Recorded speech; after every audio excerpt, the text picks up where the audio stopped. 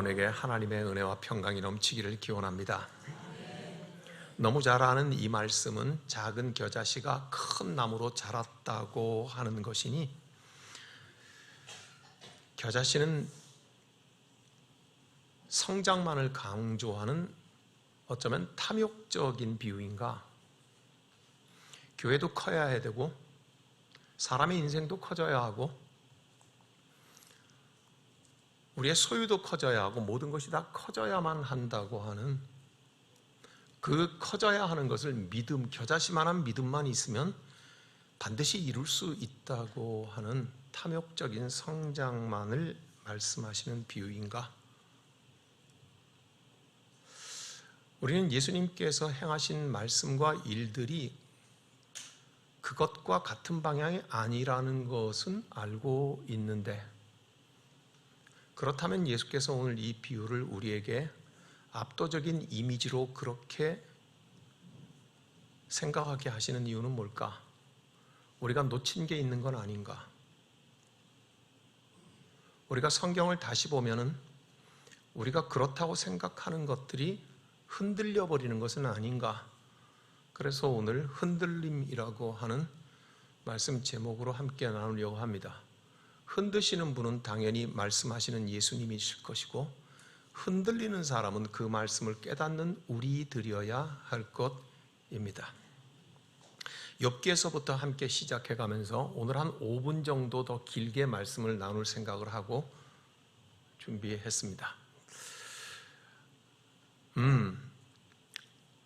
예수 믿는 사람이 운영하는 식당에 가면은 욥기 8장 7절의 말씀이 걸려 있습니다.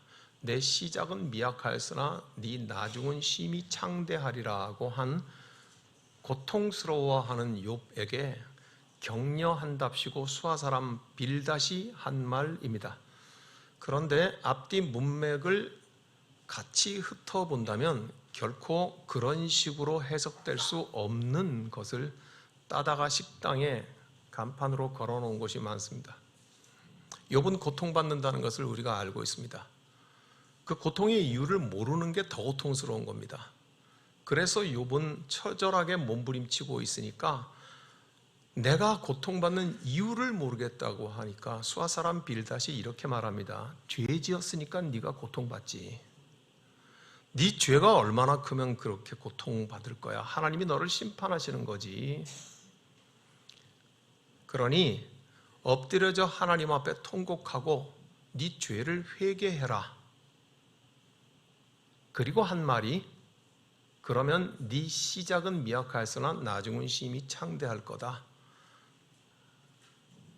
이 속에는 하나님이 어떤 분이신가를 수하사람 빌닷이 정확하게 알고 있다는 것 같습니다. 선하게 살면 하나님은 복 주시고 죄를 지으면 심판하시는 거다. 그러니까 네가 지금 죄 지어서 고통스럽지? 그러니 회개해라. 그러면 나중에 심히 창대하게 될 거라. 여러분 속에 작은 겨자씨가 큰 나무가 된다는 것하고 이렇게 그림이 겹쳐지고 있습니까?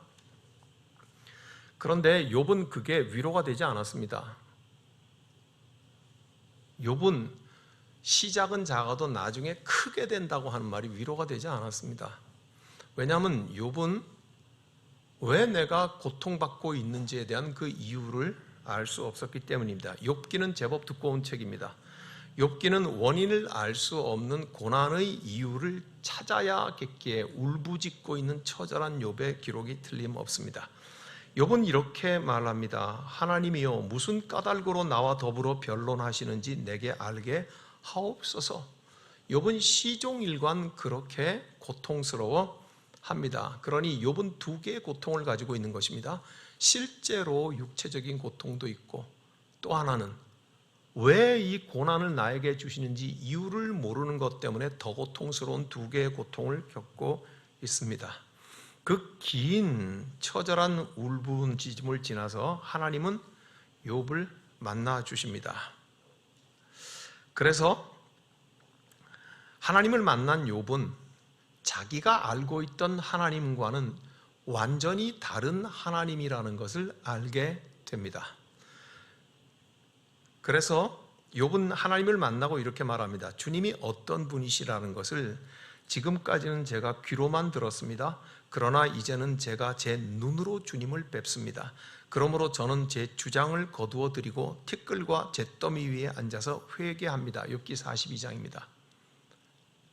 욥의 말은 이런 것입니다.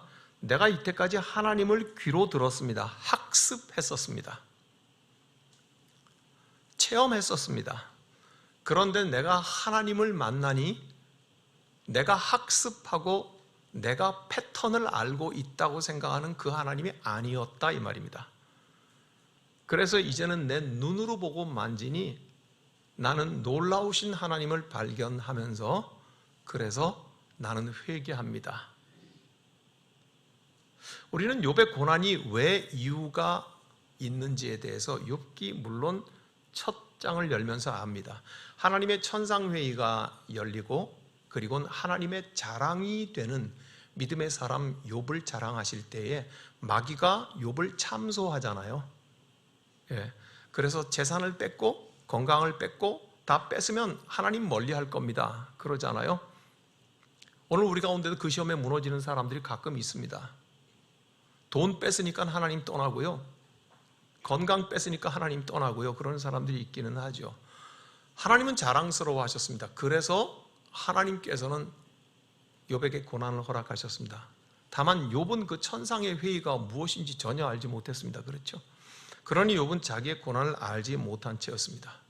욥이 지금까지 학습했고 하나님은 이런 분이신 것을 알고 있었던 하나님은 요약하면 간단합니다. 선한 행동을 하면 하나님 복 주시고 악한 행동을 하면 심판하신다. 그죠?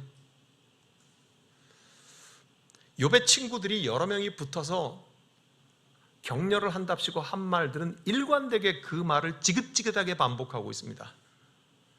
선한 자에게는 하나님 복 주시고 악한 자를 심판하시니 욥, 네 고난은 답이 딱 나와 있어. 네가 죄 지었으니까 고통받는 거다. 그런데 막상 그토록 만나고 싶어 했던 하나님을 만났더니 자기가 알고 있는 그 하나님과 전혀 다른 하나님을 만났다는 것입니다. 그래서 욥기를 바라보면서 우리의 믿음을 한번 다시 생각을 해보게 됩니다. 그런 하나님입니까? 우리가 학습하고 우리가 익숙한 패턴의 행동을 하시는 하나님은 선하게 살면 복 주시고 악하게 죄를 지으면 심판하시는 하나님이 맞습니까? 언제나 그런 하나님이십니까? 그것은 하나의 공식입니까? 바뀔 수 없는 것입니까? 변화할 수 없는 것입니까? 더 깊은 하나님은 아니신가요? 더 넓은 하나님은 어디 계시나요? 하나님은 우리가 판단하고 우리가 예측하고 우리가 경험한 그 속에만 갇혀 계시는 하나님이신가요? 그래서 우리 판단대로 그러실 줄 알았어. 그러실 줄 알았어. 그런 하나님으로 전부인가요?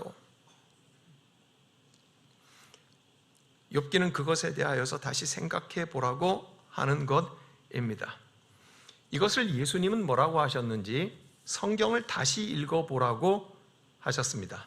마태복음 5장 21절에 누구든지 살인하면 심판을 받게 되리라 하였다는 것을 너희가 들었으나 나는 너희에게 이르노니. 모두 마태복음 5장을 찾아가겠습니다.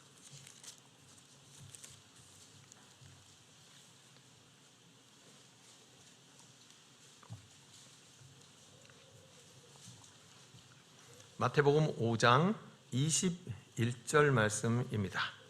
다 같이 읽습니다. 옛사람에게 말한 바 살인하지 말라. 누구든지 살인하면 심판을 받게 되리라 하였다는 것을 너희가 들었으나.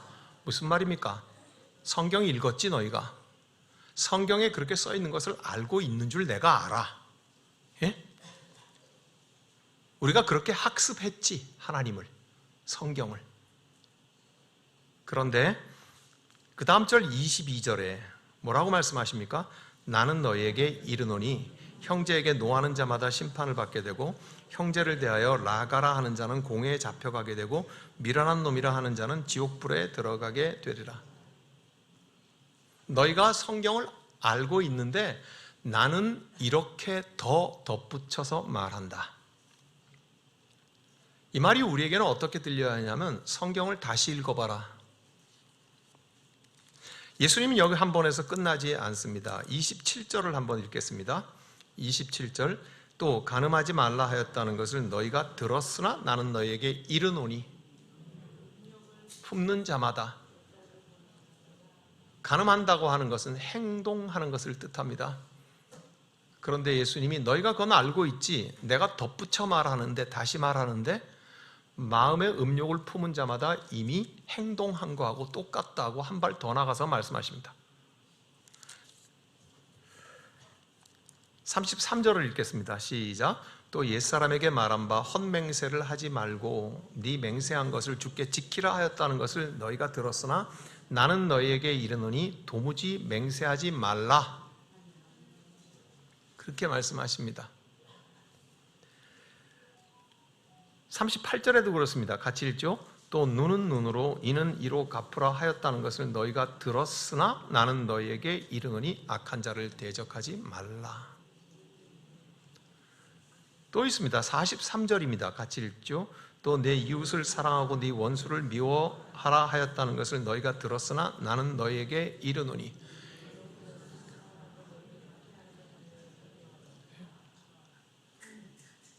산상수훈입니다. 그렇죠? 예수님의 산상수훈의 첫 장에서 예수님은 계속해서 작은 토픽 주제마다 반복하시고 너희가 이것을 이미 알았어. 너희는 이미 학습되었어. 너희는 이미 하나님이 어떤 분이신 것, 그 패턴을 알고 있어. 그러나 나는 거기에 이 말을 더한다고 하는 말은 다시 생각해봐라. 다시 성경을 읽어봐라. 그 말인 거죠.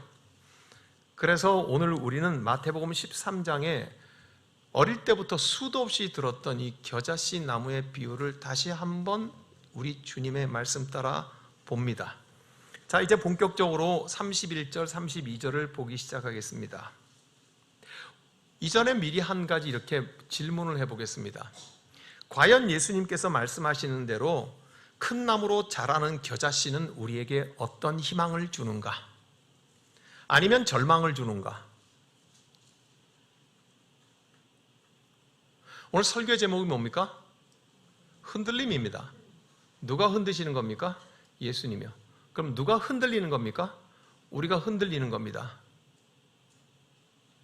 그 이상하게 기이하게 생각하지 말고 한번 우리는 예수께서 흔드시려고 하는 그 의도에 흔들려 보는 겁니다. 예수께서 말씀하시기를 작은 겨자씨가 큰 나무가 되는 그 자라남은 저와 여러분들에게 희망을 주는 것입니까? 아니면 절망을 주는 것입니까? 희망을 주는 게 맞죠? 그러면 한번 이렇게 생각해 봅시다. 아까 욥기 8장 7절에 빌닷이 이렇게 말했습니다. 고통받는 욥에게 내 시작은 미약하였으나 나중은 심히 창대하리라.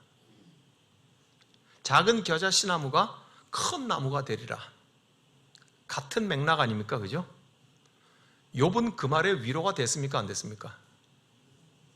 저와 여러분은 지금 이 말에 위로가 됩니까? 안 됩니까? 뭔가 함정을 파는 것 같은 느낌이 듭니까?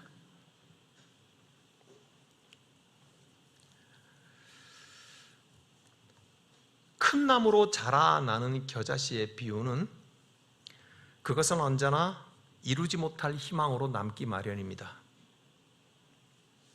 이 작은 것이 큰 것이 될 것이라고 하는 요새 하는 말로 희망 고문이란 말이 있습니다.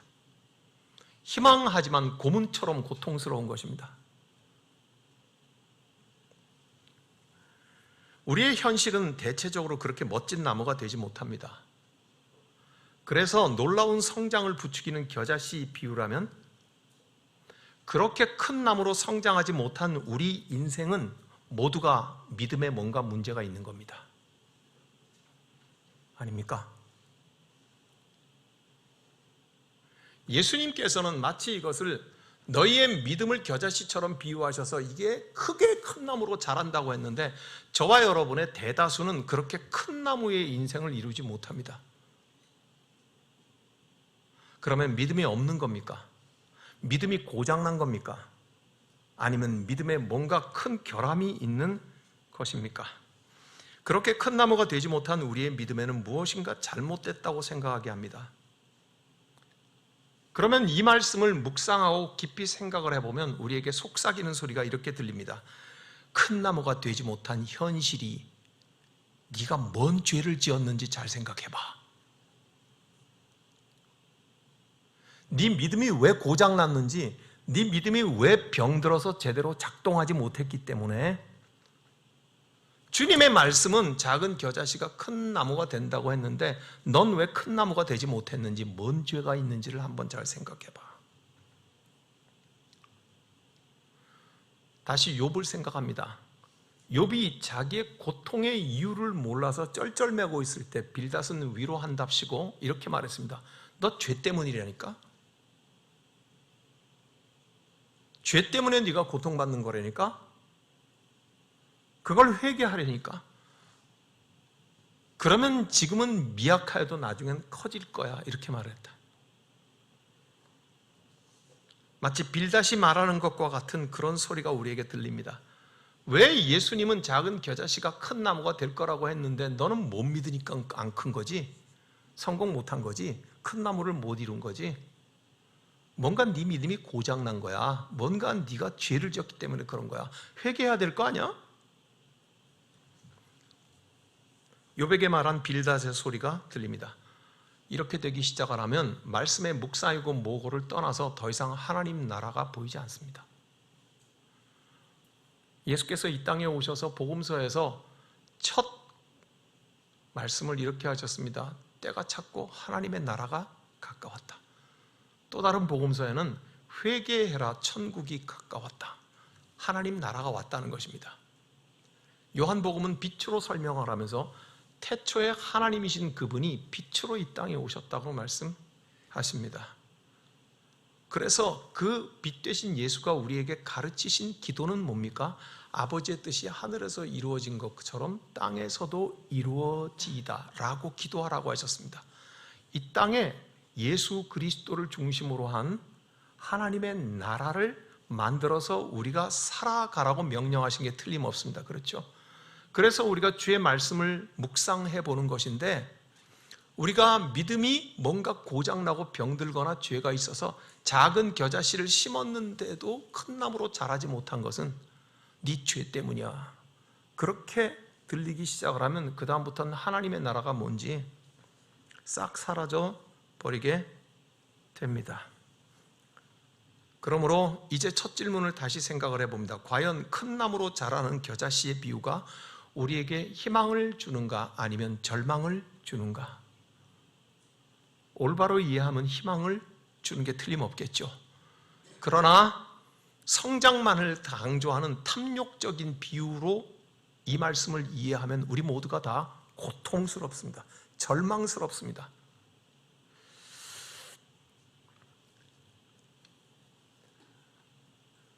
다시 한번 그래서 정신을 바짝 차리고 잘 생각해 보면 그 씨앗이 크든지 작든지 그게 문제가 아니라 그 씨앗 속에 있는 생명이 본질적인 가치라는 것을 생각하게 됩니다. 모든 씨앗은 생명으로 자라납니다. 생명이 있어서 그 생명이 꿈틀거린다는 것인데, 그것이 크게 자라났다, 큰 나무로 변했다고 하는 것은 어떻게 생각하면 요점은 아닙니다. 자, 이제 이렇게 해놓고 31절, 32절을 한번 봅니다. 31절을 한번 다 같이 읽겠습니다. 시작. 또 비유를 들어 이르시되 천국은 마치 사람이 자기 밭에 갖다 심은 겨자씨 하나를 같으니. 굉장히 중요한 반전이 있습니다. 저와 여러분들은 저항 없이 31절 말씀을 아멘 그러고 받아들였겠지만은요, 이 말씀을 예수가 하실 때 그 주변에 듣고 있던 유대인들은 이 말을 하자마자 헐, 돌았네, 제정신 아니네, 이렇게 들렸다는 겁니다. 뭐라고 지금 말을 하고 있습니까? 어떤 사람이 겨자씨를 가져다가 자기 밭에 심었대요. 여러분, 밭을 일구고 땀 흘려서 일을 할 적에는 잡초를 심기 위해서입니까? 농산물을 심기 위해서입니까? 예. 팔레스타인은 제일 좋은 나무가 뭐겠습니까? 감람나무, 올리브나무. 또 뭐겠습니까? 포도나무. 이런 것을 심기 위해서 밭을 일굽니다. 그죠? 봄이 와서 지금 농사하시는 분들이 여럿 있죠. 텃밭이라도 시컨 땀 흘려서 밭 깔아놓고 거기에 길가에 있는 민들레를 옮겨 심는 사람이 있습니까? 쑥을 옮겨 심는 사람이 있습니까? 잡초를 옮겨 심는 사람이 있습니까? 아니죠. 거기에는 상추 심기 위해서, 쑥가 심기 위해서, 가지, 고추 심기 위해서 밭 깔잖아요. 그죠? 밭은 용도가 그런 것입니다. 그런데 지금 이 사람이 뭐를 자기 밭에 심었다고 말하고 있습니까? 겨자씨요. 아까 첫 사진 보셨죠? 겨자는 어디에 있습니까? 팔레스타인의 길가의 지천으로 있는 일종의 잡초와 같은 것입니다. 그런데 그것을 자기 밭에 옮겨 심었다. 그러니 이 말을 듣는 순간 당시 예수 옆에 유대인들은 헐, 제정신인가? 그런데 이 비유를 오늘 예수님은 뭐라고 말씀하십니까? 이 비유를 들어 이르시되 천국은, 이렇게 말을 하고 있습니다. 겨자씨는 1년생의 야생풀입니다. 생명력이 질겨서 한 번 뿌리를 내리면 제거가 쉽지 않을 만큼 잡초에 분명합니다. 왜 용도가 분명한 자기 밭에 가져다가 심었을까?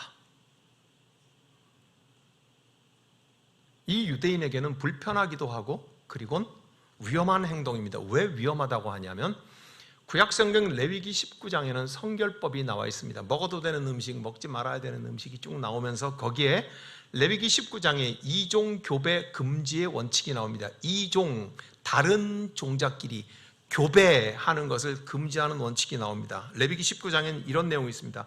다른 종류의 가축이 교미하는 것을 금지한다. 다른 종류의 씨앗을 한 밭에 뿌리는 건 금지다. 다른 재질의 옷감으로 옷을 만드는 것은 금지다. 이 말을, 예수의 말을 듣고 있는 주변의 유대인들은 이 레위기 19장에 있는 성결법을 알고 있었을까요? 모르고 있었을까요? 알고 있었을 것입니다. 이종교배 금지의 법을 알고 있었을 것입니다. 그런데 하나님의 아들이라는 예수님이 뭐라고 말하냐면 천국은 어떤 사람이 자기 밭에 이 잡초와 같은 겨자 씨를 하나 뿌린 것과 같다고 하니 무슨 마음이 들었겠습니까? 예수님은 왜 이렇게 말씀하셨을까요? 율법을 몰랐을 리가 없습니다. 이종교배의 원칙을 몰랐을 리가 없습니다. 그래서 오늘 우리가 다시 읽는 겨자씨의 비유의 말씀입니다. 오늘 우리가 제목을 삼은 것처럼 우리는 이미, 이 예수의 말을 듣고 있는 당시의 유대인들은 흔들리기 시작했습니다. 뭐지? 오늘 다시 듣는 우리도 마음이 심란하게 짝이 없습니다. 뭐지? 지금까지 알았던 게 틀린 건가? 뒤집어지는 건가? 돼야 되는데?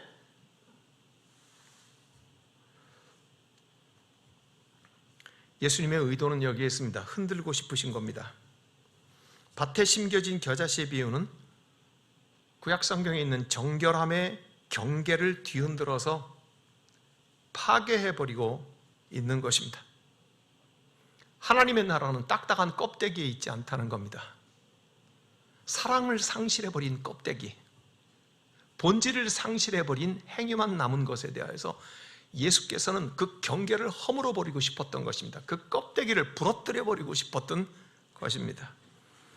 하나님의 나라는 익숙한 질서나 관습이나 전통이나 편안한 삶을 흔들기 시작합니다. 자기 밭에 작은 겨자씨를 심었다. 누가요?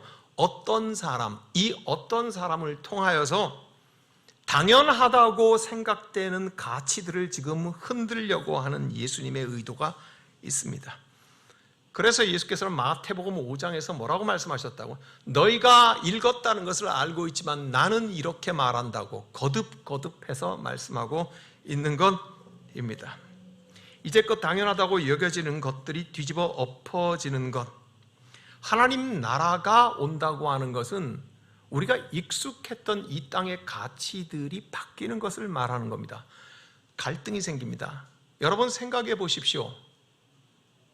두 사람이 서로 사귀기 시작해서 서로 가치관이 같으면 잘 맞습니다. 그죠?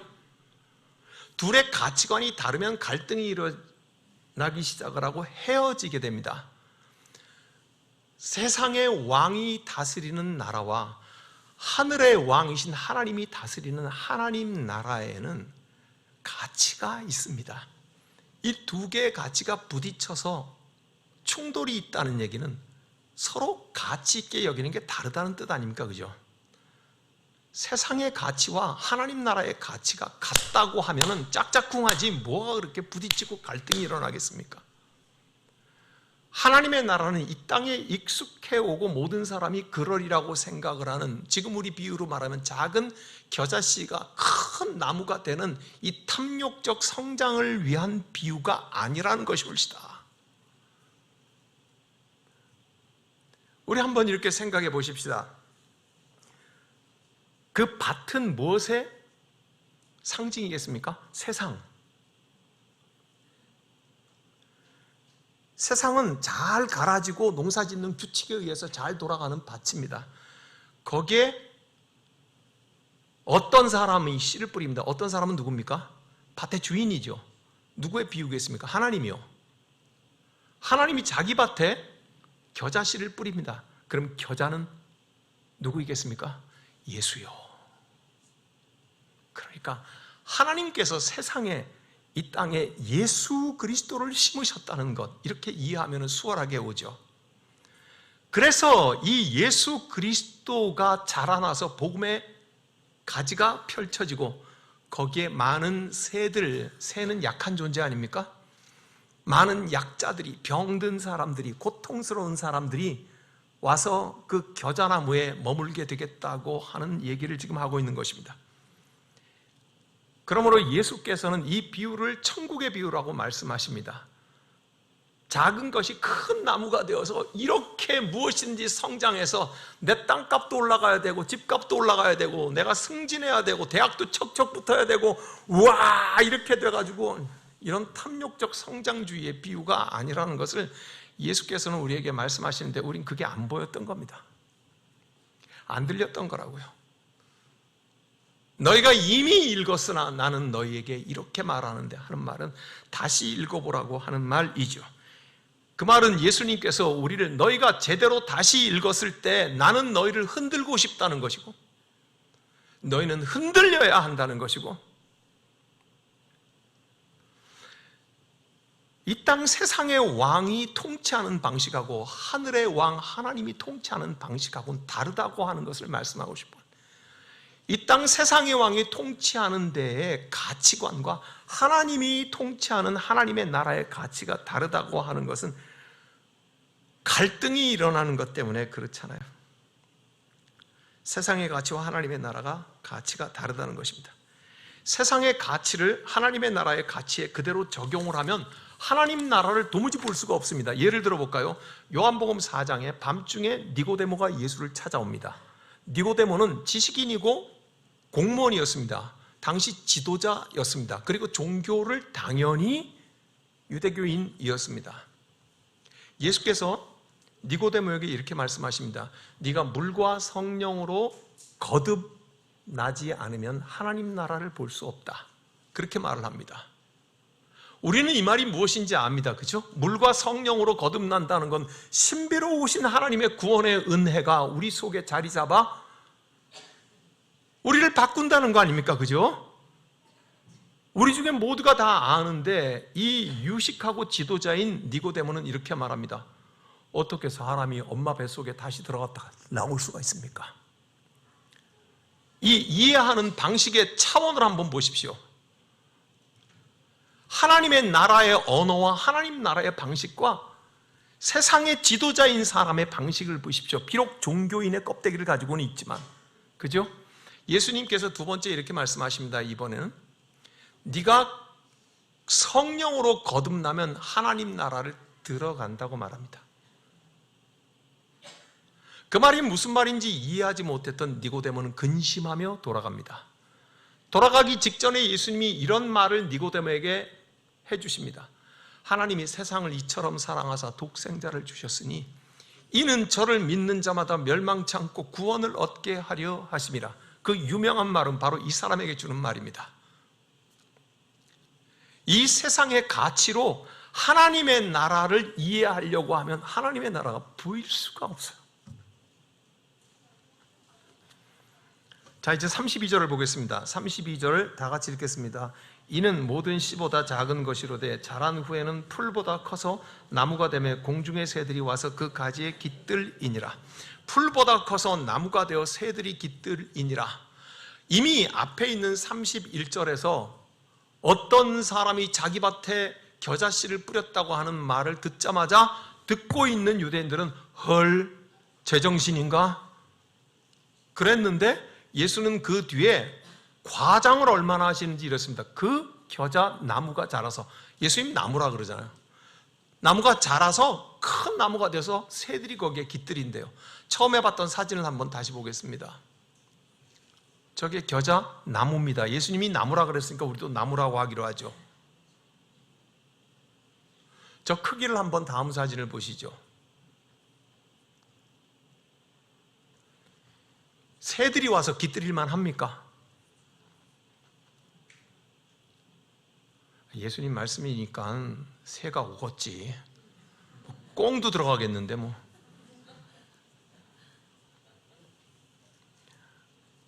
자, 이제 됐습니다. 여러분 보십시오. 풀보다 커서 나무가 되어서 새들이 깃들이니라. 무척 과장되었습니다. 겨자나무는 유채꽃, 유채풀 정도입니다. 여러분, 우리가 유채나무라고 하지 않잖아요. 국 끓여 먹는 근대를 근대나무 그럽니까? 근대풀이잖아요, 그죠? 근데 예수님께서 이렇게 말씀을 하십니다. 굉장한 과장인 것 같아요. 큰 나무가 된대요.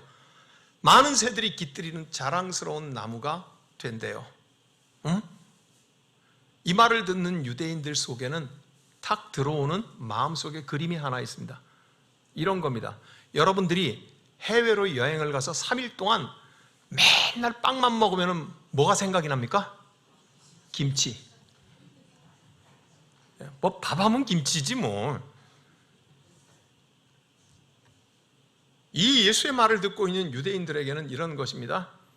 작은 것이 자라 큰 나무가 되어서 많은 새들이 와서 깃들이는 늠름한 나무가 된다고 하는 것을 유대인들의 머릿속에 뭐가 싹 들어와 있겠습니까? 레바논의 백향목이요.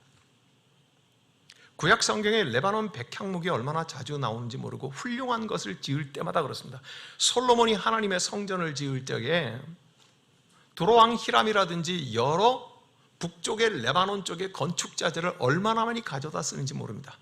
그래서 솔로몬이 좋은 성전을 짓고 성전 그 입구에 2개의 기둥을 세우고 이름을 야긴과 보아스라고 합니다. 그죠? 그 성전 기둥 뭡니까? 백향목이요.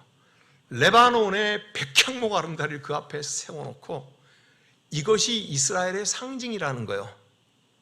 즉 레바논의 백향목처럼 아름답고 향기롭고 늠름하게 서 있는 이스라엘의 그 놀라운 힘과 카리스마 앞에 여러 민족들이 새처럼 와가지고 이스라엘의 그늘 밑에 함께 같이 더불어 살아간다고 하는 그림이요. 그게 유대인들 속에 있는 거라고요. 그러니까 우리는 뭐라고 생각해요? 예수님께서는 지금 작은 겨자나무, 겨자 씨앗이 자란 그 나무가 새들이 깃들이나 하는 것은 유대인들은 벌써 무슨 생각을 하는 거야? 뭐야, 레바논의 백향목이 되어서 우리 이스라엘 밑에 많은 민족들이 깃들어 살아야 되는 것인데 저 풀? 그렇게 생각하는 것이죠.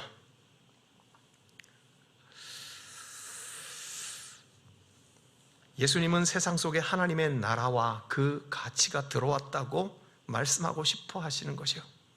예수님은 보잘것없는 겨자풀에다가 백향목의 상징성을 덧입혀 주심으로 마치 백향목인 것처럼 그렇게 겨자나무를 말씀하세요. 하나님의 나라가 여기에 자라고 있다는 거예요. 하나님의 나라, 하나님의 가치가 여기에 뚜렷하게 자리를 잡고 지금 자라나고 있다고 하는 가치가 뒤집어지는 전환을 말씀하시는 거예요. 예수님 당시에 세상 사람들은 예수님을 죄인들과 함께하니 부정타다고 했어요. 예수님이 가난한 사람과 죄인과 창기들과 함께 밥 먹으니까 뭐라고 비아냥거렸냐 하면 먹기 좋아하고 놀기 좋아하는 것이라고 그렇게 비난했어요. 거룩하지 못하다고 비난했어요. 그것으로 예수의 재판장에 넘기고 건수를 잡았어요. 그렇습니다. 예수는 레바논 백향목처럼 늠름한 것이 아니라 겨자풀처럼 사람들에게 다가갔습니다. 이사야 53장은 종의 노래라고 불리는 장면입니다. 거기에는 메시아의 모습이 나옵니다. 고운 모양도 없고 풍채도 없고 훌륭한 가문도 아니고 사람들이 보기에도 웃기고 우리도 그를 멸시하였도다. 우리는 다 양 같아서 각기 제갓길로 가면서 하나님의 어린 양이 십자가의 고난을 받는 걸 보면서 지 죄 때문에 고통받는 거라고 그렇게 조롱하였도다. 그분이 바로 우리의 구주 예수 그리스도시다. 그분이 바로 우리의 구원자이시다고 하는 것이 이사야는 성령으로 감동돼서 53장에서 그렇게 그리고, 그렇죠? 그 예수 독생자가 이 땅에 왔을 때 죄인들에게 그렇게 다가갔어요. 고운 모양도 풍채도 없고 힘도 없고 훌륭한 가문도 아니고, 그는 마치 우리가 사진에서 봤던 낮고 그저 노랗게 피는 겨자풀처럼 겨자꽃처럼 그렇게 죄인들에게 다가갔어요. 그렇게 같이 밥을 먹었다고요. 그렇게 같이 그 사람들을 고쳐주고 그렇게 같이 그 사람들에게 함께 동무가 되고 말씀을 주고 그 말씀 속에 체험하게 하고, 그런 예수에게서 많은 사람들이 위로를 받고 하나님의 나라를 경험했습니다. 예수를 따르던 많은 사람들은 자신들이 예수라는 겨자풀에 깃들여 있는 새와 같다는 사실에 깊이 공감했을 것입니다. 오늘 저와 여러분들도 과장되게 거품을 입히지 말고 우리 주 예수 그리스도 부활하던 날에 아무도 믿지 못했습니다. 성경이 그렇게 말하고 있지 않습니까? 그죠? 바로 그 초라하게 겨자풀처럼 우리에게 다가와서 점점 우리와 함께하며 우리의 마음을 위로하시며 우리를 붙잡으시며 우리에게 하나님의 사랑이 무엇인지 말씀하셨던 그분, 바로 그 겨자나무에 깃들어 있는 연약한 작은 새들입니다. 우리 십자수 공동체는 그렇게 연약한 작은 새입니다. 저와 여러분 모두가 다 그 예수의 말씀 안에서 안식을 얻을 수 있는 작은 새라고 하는 것을 부인할 수 없을 것입니다. 레바논 백향목처럼 화려하지 않아도 예수의 말씀 안에 있는 자들은 많은 사람들을 위로하고 쉬게 할 수 있는 힘을 가지고 있다는 것도 우리는 알고 있습니다. 그래서 비록 우리는 힘없는 새처럼 뒤적이는 자들이지만 예수라고 하는 겨자나무의 그늘 밑에 와서 우리는 우리의 위로를 받고 우리의 상처를 내려놓고, 그리고 연약한 새들끼리 서로 기대면서, 그래서 서로가 서로에게 교회가 되어주며 우리는 교회 공동체를 이루어가고 있습니다. 고통스럽고 답답해서 언제든지 떠나버리고 싶은 일상은 우리에게 사라지지 않고 여전히 있습니다. 그렇지만 겨자풀같이 다가온 예수 때문에 귀한 생명을 우리는 경험하고 함께 안식을 누립니다. 이것이 하나님 나라입니다. 그래서 예수님은 팔복을 가르쳤습니다. 마음이 가난한 자는 복이 있다. 슬퍼하는 자 복이 있다. 온유한 자 복이 있다. 의에 줄이고 목마른 자 복이 있다. 자비한 자 복이 있다. 마음이 깨끗한 자는 복이 있다. 화평을 이루는 자는 복이 있다. 의를 위해 핍박을 받는 자는 복이 있다. 이게 복이라고 생각해 본 적이 있습니까?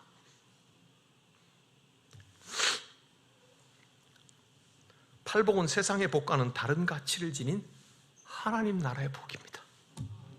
두 나라는 여기에 와서 저와 여러분의 영혼 속에서, 저와 여러분의 삶 속에서 우리 공동체 안에 이 두 개의 나라는 부딪히고 있습니다.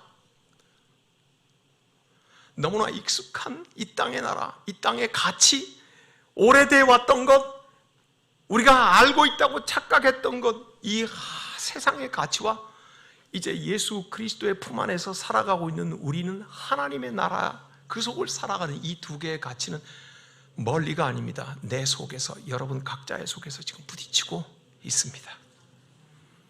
그러면서 주께서는 이렇게 물으십니다. 다시 읽어봐, 다시 생각해.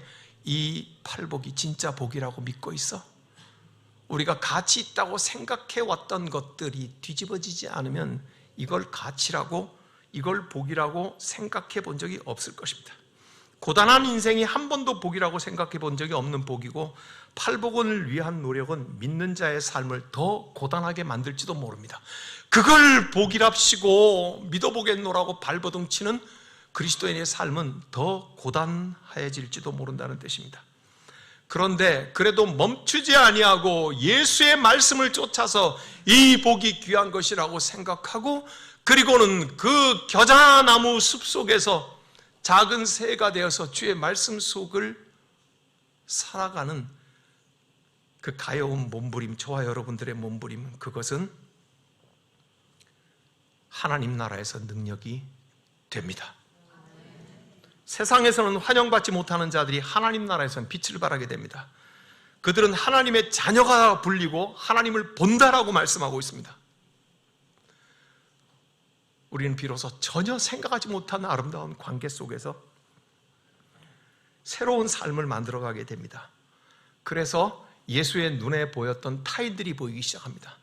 예수의 눈에 보였던 죄인이 보이기 시작합니다. 예수의 눈에 보였던 창기가 보이기 시작하고, 예수가 발걸음을 했던 그 발걸음이 왜 글로 갔어야 하는지를 이해하며, 예수가 왜 그 어려움을 겪었으면서도 묵묵했어야만 하는가 하는 걸 우리는 비로소 알게 됩니다. 지금까지 보지 못했던 타인을 예수처럼 보기 시작하면서 우리는 비로소 타인을 환대하게 됩니다. 이전까지는 그랬습니다. 왜 나를 받아주지 않는 거야? 왜 나를 환대하지 않는 거야? 왜 나를 알아주지 않는 거야? 왜 나를 중심으로 세상은 돌아가지 않는 거야? 나는 믿음을 가지고 있어. 겨자씨만한 믿음도 자라서 큰 나무처럼 커져야 되는데, 정신없는 삶을 살아가고 있었습니다. 그러나 우리에게 겨자나무처럼 다가오신 예수 그리스도에게서, 그 속에서 지저귀는 쇠처럼 우리가 살 때 비로소 예수가 보았던 그 사람, 예수가 했던 그 행위, 예수가 걸었던 그 길이 이제 비로소 보이기 시작을 하며 타인을 보이기 시작합니다.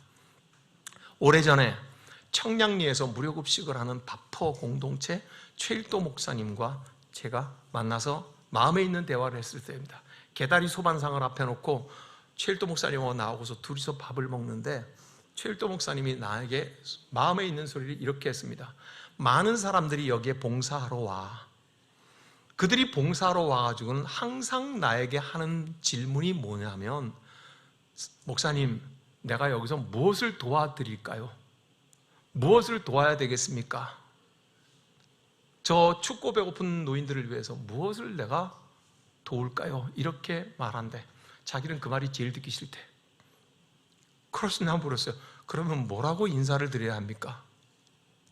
올바른 인사는, 목사님, 제가 여기에 처음 왔습니다. 저 노인분들에게 내가 무엇을 배워야 할까요? 그렇게 묻는 게 정상이라는 거예요. 최일도 목사는 그게 보였던 거예요. 그는 그게 안 보이니까 그러는 거예요. 뭘 도와야 되겠습니까? 나는 내 밥을 먹고도 남을 만한 재물이 있고, 남을 도울 수 있는, 운반할 수 있는 힘도 있죠. 그리고 이 일이 윤리 도덕적으로, 사회 정의적으로 옳다는 것을 내가 알고 있기 때문에 시간을 일부러 내서 직장을 휴가내고 여기 왔습니다. 뭐를 내가 도와야 될까요? 나쁘지 않습니다. 그렇죠? 그런데 그 노숙인들과 함께 한없는 시간을 보냈던 최일도 목사에게는 그거 올바른 질문은 아니라는 거예요. 내가 저분들에게서 무엇을 배워야 할까요? 타인이 보이는 거예요. 말씀을 끝냅니다. 성공에 파묻히고 성장을 추구하던 우리가 이 말씀을 해석하니까 작은 겨자씨 같은 거에 믿음이 있으니까 우리는 자라야 된다. 우리 모두를 죄책감에 빠지게 합니다. 큰 나무십니까? 큰 나무가 아니라면 여러분의 믿음이 뭔가 병들었다는 거예요. 뭔가 잘못됐다는 거예요. 이렇게 해석될 수밖에 없잖아요. 그죠? 그런 게 아닙니다. 이 세상의 가치, 이 세상의 세계관에 푹 파묻혀 있던 우리에게는 이게 자꾸 크게 자라야 된다고만 보이는 거랍니다. 그러나 예수께서는 그렇게 말씀하지 않았다고 하는 것을 봅니다.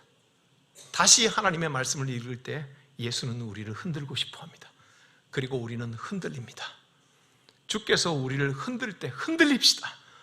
그래서 주님의 흔들림이 그칠 그때에 우리는 비로소 하나님 나라를 보게 될 것이며, 우리는 그때서야 비로소 주께서 말씀하시는 그 길을 바로 가게 될 줄로 믿습니다. 기도하겠습니다. 감사합니다. 주님, 주의 말씀을 다시 보게 하옵소서. 주님, 우리에게 말씀하여 주옵소서. 바른 길 가게 하여 주옵소서. 예수님 이름으로 기도하옵나이다. 아멘.